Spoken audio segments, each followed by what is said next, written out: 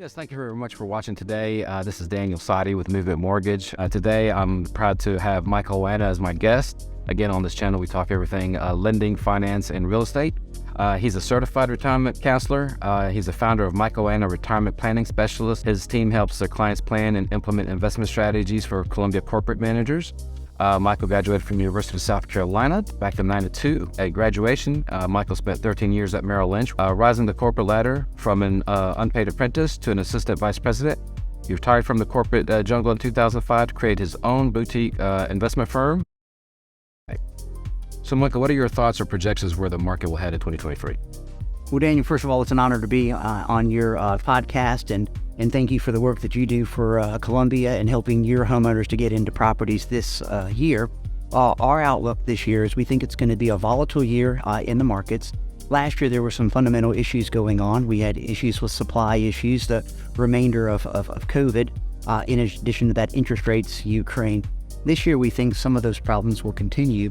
One of the hurdles that we see this year in the economy is with interest rates on the rise, the government is concerned about inflation. One of the many tools that they use to taper with inflation is they raise interest rates. So what may happen this year is we could have a mild recession. The government's concern is how do you take out the inflation from the economy, but how do you not trigger a wild recession? So we are cautious to optimistic for this year. We think the first part of the year is going to be some ups and downs, and then we think by the end of the year, interest rates should have settled. The market should hopefully be in a better spot at some point in the future. Gotcha. That leads to the next question, and you touched it a little bit. Where do you see interest rates will head this year? So I think the first part of the year, the government will be slow. They're concerned if they raise interest rates too fast, they could trigger a wild or recession. So the government will be slow and steady. If we look at last year, they raised interest rates on several occasions. I think that will probably continue. The concern again is that how do you extract inflation out of the system? Citizens are concerned about going to the grocery store, paying more at the grocery store and paying more at the pump. In addition to in your business, higher interest rates tend to slow real estate activity. So I compliment you with what you're doing for your clients to do events and educational experiences like this. The clients that you work should really be thankful that you're taking the time to educate them on the different options, especially in a scenario where you're having higher interest rates. So thank you for what you do, for doing these sort of events, and for what you do in the community. Thank you, Michael. Next thing is corporate investors drove up home prices during the pandemic by buying a lot of rental properties.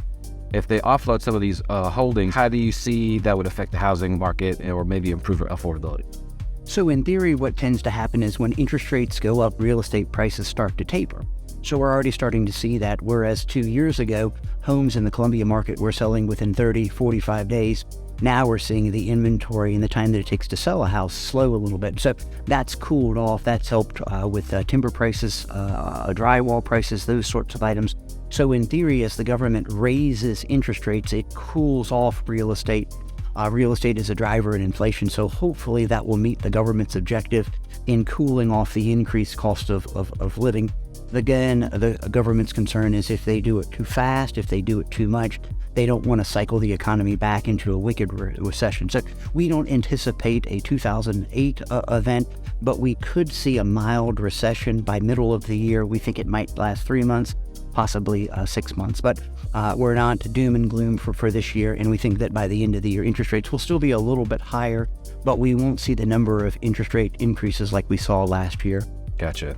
There are some talks about banks' financial strength during a recession. What should people do to hedge that rather than making the problem worse by, hoarding cash? So there are some advantages to the government raising interest rates. If we look at the big picture, what happens is that when interest rates are low, depositors who keep money in the bank generally earn a lower rate of interest. The good news about interest rates going up and up is that short-term savers are going to be rewarded with a higher interest rate. So over the last 5 years, savers were receiving around 1% for a 1-year certificate of deposit. That's doubled that in most cases, a general average is about 2% right now. So savers have benefited from higher interest rates. So we tend to focus in on interest rates being bad. There are some benefits of higher interest rates. The number one benefit is that savers at the bank earn more interest. So what we counsel our families is maybe not put it all in one type of investment, seek financial advice. Always have a diversified financial plan. Don't put all of your eggs in one basket. Be aware of the risks and reward that you might receive from any type of investment. It's great. What should retirees do to protect their savings and retirement assets through a tough economy? So when we get through these rough patches in the economy, the goal is to have a written plan of attack, seek professional advice. So if you have all of your money in one type of an investment, you tend to see more ups and downs, or the experts call volatility. So typically, as an investor goes through the investing cycle, traditionally the younger the investor, the more risk or the more aggressive the stance that they could take. As they wind down their working career, most investors will tend to shorten or simplify their investments to make them less risky. So as someone marches closer to retirement, they generally will want to make their portfolio safer. How you can do that is have a balance of investments, whether money in the bank, real estate, stock, mutual funds, bonds. The closer the person needs to using that money, they traditionally want to get safer and safer. What is the best financial advice you can give young people about investing early to save for future goals in retirement? So if we go back and look at when we have these rough periods in the market, what happens is it provides tremendous opportunity for younger and longer term investors. As the price of the investments have come down, may not be good news for investors like you and I, but for younger people getting started, it's a great opportunity. So what we suggest for younger investors is have a written plan of attack, seek professional advice, don't put it all in one place, and continue to add to investments. The experts call that dollar cost averaging. Where we've seen that work for many years is the advent of IRA and 401k plans that you can work with your employer to set aside money pre-tax, have the money grow tax deferred. Some companies, if you're working with a 401k, may offer a match or an incentive to participate. So the longer the horizon that you have to invest, you tend to be able to take more risk. The older that you are, take less risk. So the original example is somebody is getting ready to retire. They need to make their portfolio a little bit safer, a little bit safer, a little bit safer. Somebody that has a 20 or a 30-year time horizon can tend to go faster, can tend to take on more risk. Make sure to be aware of the risk that you're taking, know the ifs, ands, and the buts, and be prepared for ups and downs. Investments may be different from the bank, are not 100% guaranteed, so the resale value of your investment can fluctuate up or down. Always read the prospectus, always read the fine print before making an investment. Thank you very much, Michael. Thank you very much for your time. If someone was to talk to you about investments or retirement, or if they're a manager at a company and wants to talk to you or talk to their employees about retirement or retirement planning, how can they contact you? Daniel, that's a great question. This is my 28th year of helping people. They can give us a call at 803-790-8989, or we're located at 4408 Forest Drive, Suite 2001, just 2 doors down from the Trader Joe's.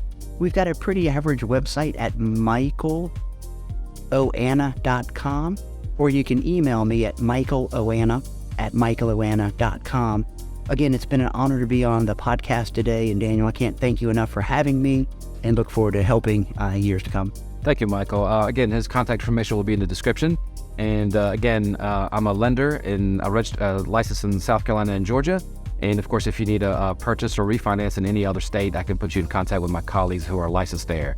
Again, thank you very much for watching. Make sure that you subscribe and like the video, and we'll be posting more information soon. Thank you.